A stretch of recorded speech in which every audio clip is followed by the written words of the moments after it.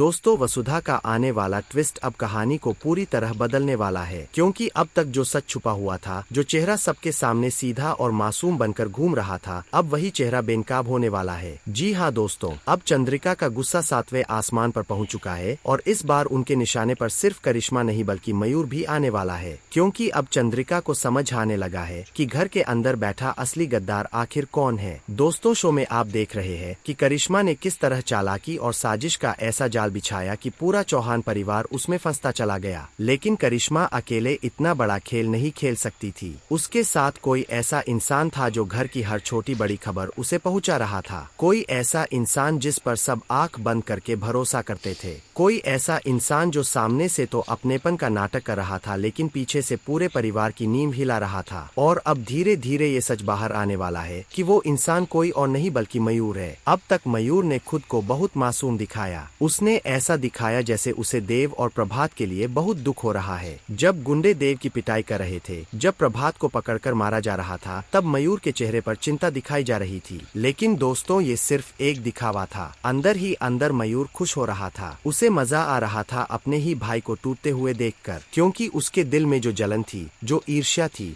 वो अब धीरे धीरे बाहर आने लगी है। मयूर हमेशा से अपने बड़े भाई और भाभी से जलता था।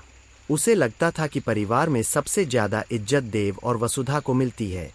चंद्रिका भी हमेशा उन्हीं पर भरोसा करती है और यही बात मयूर को अंदर ही अंदर खाई जा रही थी। इसलिए उसने करिश्मा का साथ दिया। उसने घर की सारी बातें करिश्मा तक पहुंचाईं।